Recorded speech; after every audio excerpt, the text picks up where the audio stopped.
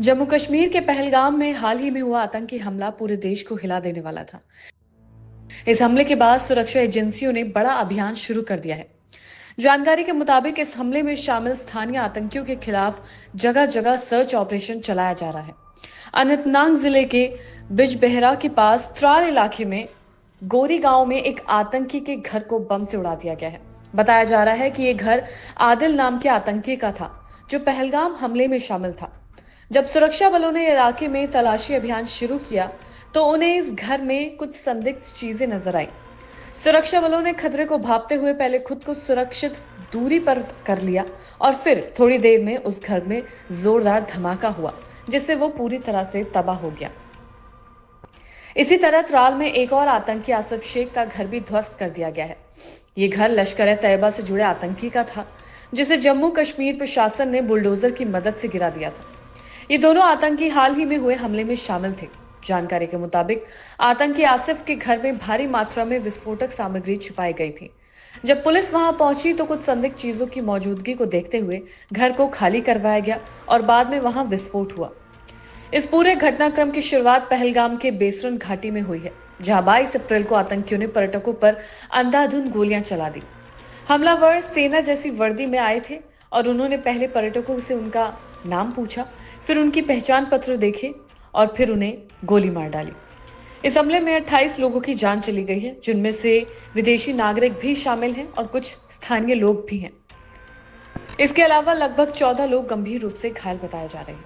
इस हमले की जिम्मेदारी लश्कर-ए-तैयबा से जुड़े एक आतंकी संगठन टीआरएफ ने ली है। ये हमला अमरनाथ यात्रा की शुरुआत से ठीक पहले हुआ, जिससे लोगों में डर और गुस्से का माहौल बन गया है।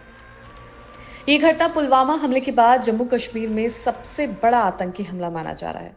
पुलवामा हमले में फरवरी 2019 में सीआरपीएफ के 47 जवान शहीद हुए थे। हमले के तुरंत बाद प्रधानमंत्री नरेंद्र मोदी ने कहा कि इस कायराना हमले का जवाब दिया जाएगा और आतंकियों को किसी भी हाल में बख्शा नहीं जाएगा। इसके बाद सुरक्षा बलों ने बड़े स्तर पर अभियान शुरू कर दिया। त्राल, अनंतनाग और दक्षिण कश्मीर के कई इलाकों में बड़े पैमाने पर तलाशी अभियान चलाया जा रहा है।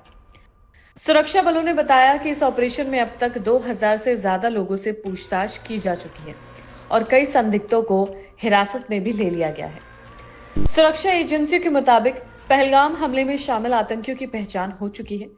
इनमें से आसिफ शेख और आदिल शाह का नाम सामने आया है, जिनके घरों पर सख्त कार्रवाई की गई। दोनों ही लश्कर-ए-तैयबा से जुड़े हुए हैं। इन आतंकियों का एक वीडियो भी सोशल मीडिया पर सामने आया है, जिसमें वो हमले के बाद खुद को जिम्मेदार बताते हुए सुरक्षा बलों को चुनौती देते नजर आ रहे हैं। त्राल और आसपास के इलाकों में सुरक्षा बल लगातार अभियान चला रहे हैं और आतंकियों के ठिकानों को एक एक करके नष्ट किया जा रहा है। सेना और पुलिस दोनों मिलकर काम कर रहे हैं ताकि जल्द से जल्द सभी हमलावरों को पकड़ा या मार गिराया जा सके। प्रशासन का कहना है कि आतंकियों के खिलाफ सख्त से सख्त कदम उठाए जाएंगे और उनके मददगारों पर भी कार्रवाई होगी। इस हमले के बाद पूरे देश में गम और गुस्से का माहौल है। कई राज्यों से आए पर्यटकों की मौत ने पूरे देश को झंझोर कर रख दिया है। गुरुवार को मारे गए ज्यादातर लोगों का अंतिम संस्कार कर दिया गया है। उनके परिवारों के नम आंखों से उन्हें विदाई दी।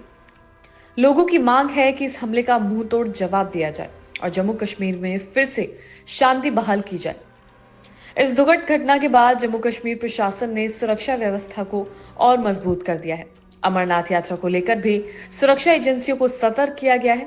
आने वाले दिनों में घाटी में और भी कड़े सुरक्षा इंतजाम किए जाएंगे ताकि इस तरह की घटनाएं दोबारा ना हो सके। लेकिन फिलहाल लोगों को इंतजार है कि इन आतंकियों को जिंदा या मुर्दा पकड़ा जाए और बदला पूरा किया जाए।